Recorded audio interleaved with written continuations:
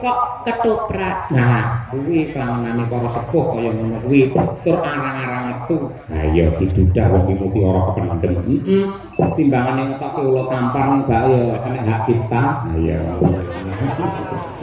Ha iya, wis dilepas kan. Wis tak bakne arit tak ndingi. Monggo Bu Kesi, ya. Mijil ora.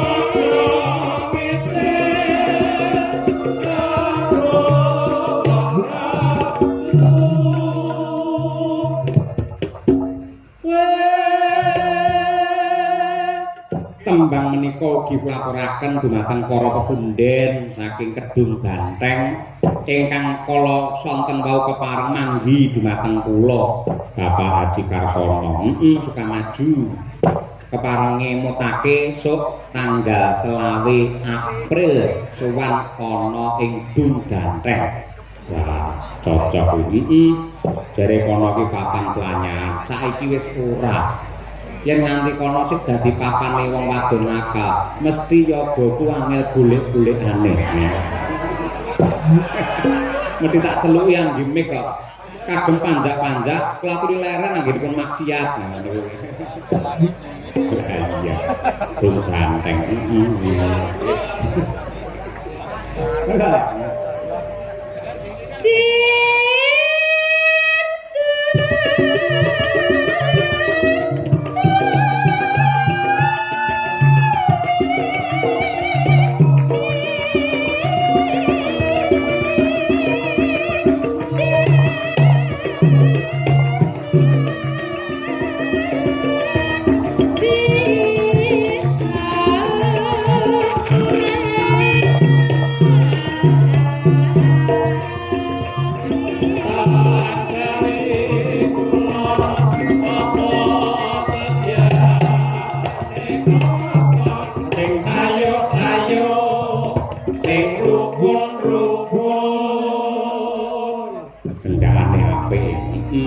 Nemu piwulang pesan moral ngetan kali mulan apa sedyane kelakon blarati sampirke mae cerak ra ngampirke minggu ora prei ditunggu-tunggu ra diwehi mertane wong wis turu dibuka malah ngidoni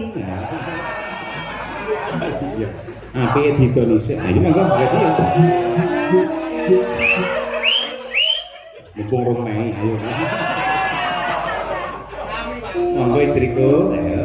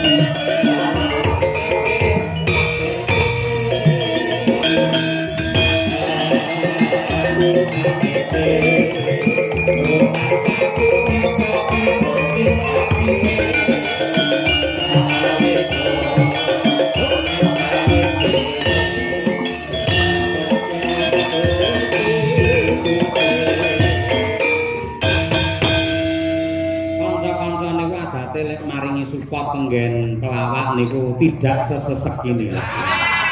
Ning khusus kangge gareng muda ya kudu sesek. Iya. Nanti Mbak Wir nganti rampok empat.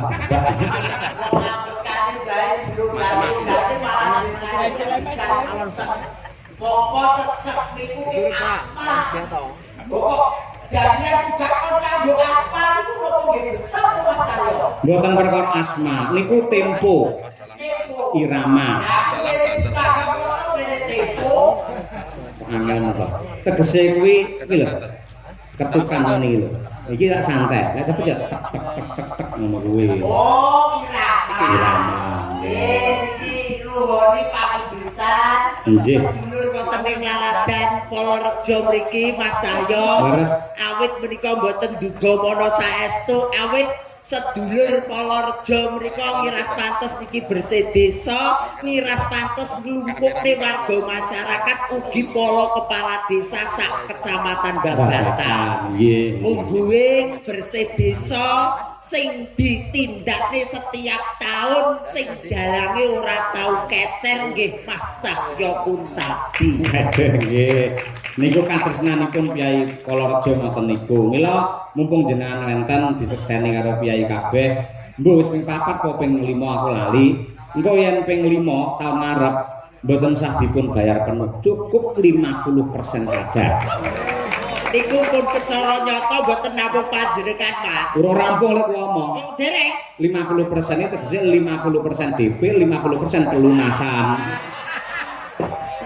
Kok omong ngono. Iya. Wong ngendikane jenengan rene ora usah dibayar, sing penting turane kena ditukakne sepeda motor. Iya. Saiki kok buat barang ora dibayar ora apa-apa. Nggih. Mergo mau wis lunas. Lah lek kula mboten kemrungsu, mang dibayar ya kono, saiki dibayar ya kono kula pun ikhlas, Mas. Wah, elok tegese jenengan iku berdharma ora golek materi nggih. Sesasi kepungkur wis dilunasi. Oh, Lah dadine kalek nyaur igo-igo. mula raimu tak sareng bucek kok kene. 750 tok, Mas. Alhamdulillah barokahullah. Nggih. Lek mboten lantaran kados mekaten nderekne panjenengan Mas Cahyo, Nggih. kula nggih mboten samar menika saged menika nggih ngeten iki sabet jagung paribasane kumpul dulur wonten ing Laladan Polorejo Mas. Leres, nggih. Namung ndedonga muga-muga sak cekapipun bersih desa Nggih. sedaya masyarakat wonten ing Laladan Polorejo manggih kawilujengan kebagas warasan selamat donya kelawan akhirat. Amin. Ingkang baken mugi-mugi sing tani ya tandirane ya melimpah ruah. Bebas dari hama. Nggih ingkang dados Mbah Lurah muga-muga pinaringan seger waras. Amin. Ingkang dados pejabat muga-muga nggih sedaya menika dipun ijabahi Gusti Kang Maha Agung kebak ingkang mulyan panjang yuswa. Amin. Amin. Jatenan nyambut gawe lek karo Mas Cahyo tenan. Wong nonton iki dukono dukene ora nek senggawe.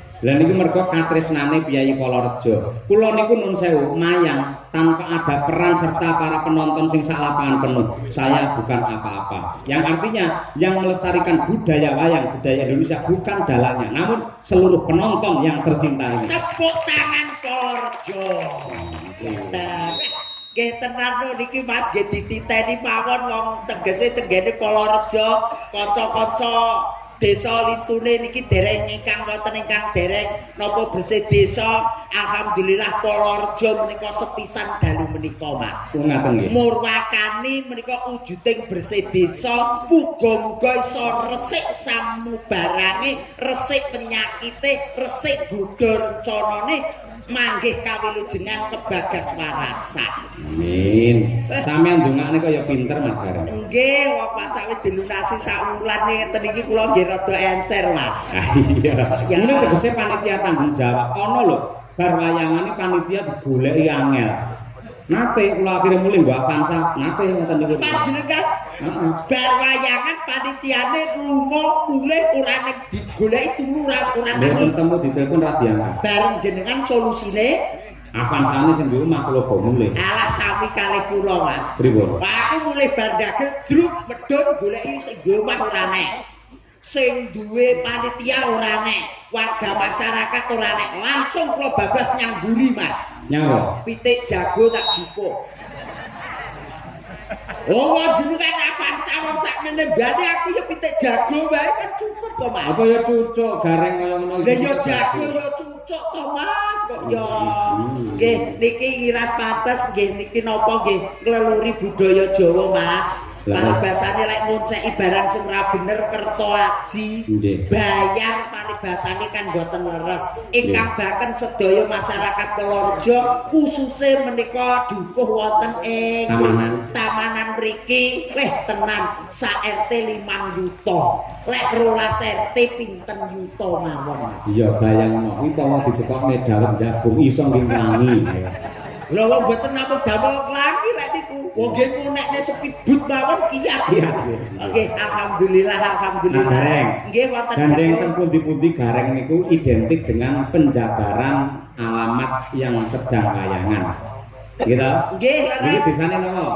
Niki desane Bumbu Rame, Mas. Apa bumbu rame? Lah Polo niku napa? Bumbu Lah nggih Rejo. rame. Lah nggih, niki tenggene Bumbu Rame niki nuwun sewu. Niki napa meneh Pak Dino Sugih, Lurahe Pak Dino Sugih. Pak Haryanto. Lah hari niku. Dino Lah Anto. Sugih. Nah, Pak Haryanto ki dina sing sugih. Kula dina sing sugih dalu mriku didamel wayangan. Yalah. 2 periode, muga-muga masyarakate ayem tentrem, padha seneng, aja enek sing guntuk-guntukan, aja enek sing pliruk-plirukan, napa meneh jenenge jaman saiki jaman modern, Mas. Pokoke dolanan HP ya sak becik-becike. Nggih. Aja ngatek dolanan HP sing dingge ngeslot, sing dingge apa ku ora bener. Nggih. Lah iso ke dolanan HP iki ya dingge nilpuni tangga-tanggane. Lah ngapa tanggane ditelepon? Lah ya nggih kok lek bab bojone ora nek ditelepon kan kena dijak COD, Pak. Waduh. Ya. Mboten niki Polorejo silakan diterjemahkan. Po ki apa, lo ki apa? Polorejo. Ayo. Po popokane priyantun seniman wonten ing Laladan Ponorogo. Oh nggih. Popokane niki teng mriki Pak Haryanto nyengkuyung. Nggih. Mbah Dewan kekalih nyengkuyung, Bu Camat nyengkuyung, masyarakat sedaya nyengkuyung. Kula popokane priyantun seniman wonten ing Laladan Ponorogo. Nah, tepuk tangan untuk Mas Gareng Pacitan luar biasa. Lagi siji lho. Lo. Iki tegese lomo samukawesipun mbok bilih mriku sedulur sedaya ngawontenaken tasyakuran ora munggur kerto aji ning banyu mili pasugatane. Nah, Niku wah tenan Mas soto teko. Rendang teko, sate teko, kopi teko, teh teko. Kok padang ini. sampeyan ora ngerti, aku wis matur karo panitia, engko yen bar lingkungan lagi hadir di dalam itu. Wah, niku sakit cantut tali pondok, kadang-kadang sinoman lho Mas. Kuah bedo teko kurang tak pangan ya dundur neh. Dadi kula sok mriki nggih klingsiren. Lah sampeyan kurang cepet le dalan. Lah jane tak cepet-cepetne wong lagi tak nagih wis dundur kok. Mosok tak guru kaya kirek. Iya. Kaya remen ing penggalih merga saged nimbali panjenengan ugi kanca madang karang. Ya. Terakhir, Jo mengamengo sok beneh nambok ping 4 ping 10 undang dalang iki wae. nggih. Iki Leres kalau Pak Lurah dipun paring dawuh tamarep bersih desa tetep wayangan kula. nggih. Dagelane nggih gareng. Nggih kan alhamdulillah. Ning gareng Semarang. Mas, mboten napa-napa. Kula pas job teng Blitar. Pak boten saged. Mboten saged kok. Nggih. Wong ngarep golek sandang pangan ae jenengan iki kok ya paling mboten nggih napa niki dung-dung to Mas. Dung-dung. Pokoke ya aku lek rezeki jenengan pikantuk rezeki, para dagang pikantuk rezeki, sinoman anggenipun cantut tali wondo parkir nggih pikantuk rezeki. Mergo diayomi karo Pak Lurah. Pak Lurah. Namanya Pak Lurah? Haryanto. Ha. Harapannya ke depan Polorejo semakin ngrembaka dan jayeng bawana. Tepuk tangan. Rinten kelawan dalu manembah marang Gusti eling sing gawe jagat ora liwat ning limang wektu. Yang hari Yan niku Yan. Oh. Ambek yo aja nganggo Yan ngono bareng. Mana pancen yo ngono. Harian. Aduh. Ya nganggo Yan barang to. Lah ya tiwas dilunasi bae ora iso nerjemahne. Yan tegese niku lumayan. Nah, Arep tak nggih nyaur utang sok kliwon wis diwenehi dek sesasi kepungkur. sampean mau yang diutang. Alah wong jenenge apa meneh BRI mekar lho Mas. Wah, aku wis mata kaya kemrungsung. Terakhir Toto wigatining luar biasa dipun rengkuh dulur mriki menika 2 periode. Anggenipun dados Lurah atau kepala desa. kepala desa Ke aduh. Kakek kene kepenak keadilan untuk semua masyarakat Polorejo. Oh, tetep iso nadyan spontan jos gareng nggih. Pak Panjenenganipun Bapak Haryanto menika lembah manak semanak tur aruan sopan santun ora bedake wong cilik lawan wong gedhe. Lamun to bengi iki ora munggah aku nyawer ketoke men kula Mas. Wis balik rono neh. Lho wong pipipun wong jenengan kakek mawon kene mumet ndase. Lho nang ndi-ndi dalang karo garenge sing ngompani dalange sing nyemes garenge. Oh ya gareng sing kadang so nyemes aku bagian anu kok kudu cemes kok. Dik, dinten menika mujudaken tasyakuran wayangan sedalu natas dalange Mas Cahyo Kuntadi. Saben wayah bersih desa ora lali dienekne kaya ngene. Kaya ngene. Ngeman tangga teparo mergo yen bendina 55 yuta kuwi ora kepenak. Nih. Kak mriki. Kok yo ngene ngoten bingung Pak, ngoten iki kulo temutek ngoten iki nggih mluku. Oh, kudu iso. Zaman saiki garing kudu cepat, akurat dan juga bermanfaat. Lah iki apa kaya polisi apa piye? Wong aku kan dagel mosok kaya polisi cepat akurat tanggap, cak debak paling. Iya. Wong iki ukara lho Mas, kaya wong klase kula mawon kok nggih. Ngapunten Mas Cahyo nggih. Cahyo. Nggih. Cah nggih. Cah kuwi tegese bocah. Bocah sing linwih diukir jiwa ragane marang tiyang sepuh kekalih dadi bocah sing budaya ngerti marang tracila tata caraning Jawa. Jos terakhir yo. Iya kuwi wonge. Nggih. Masuk. Sip, kula golekne kanca Mas Gareng. Wonten? Ini ada bintang juga dari Ponorogo. Oh, nggih. Priyayi. Priyayi Kidul Pagi. Oh, apa jenenge? Lho, kene nengen apal aku.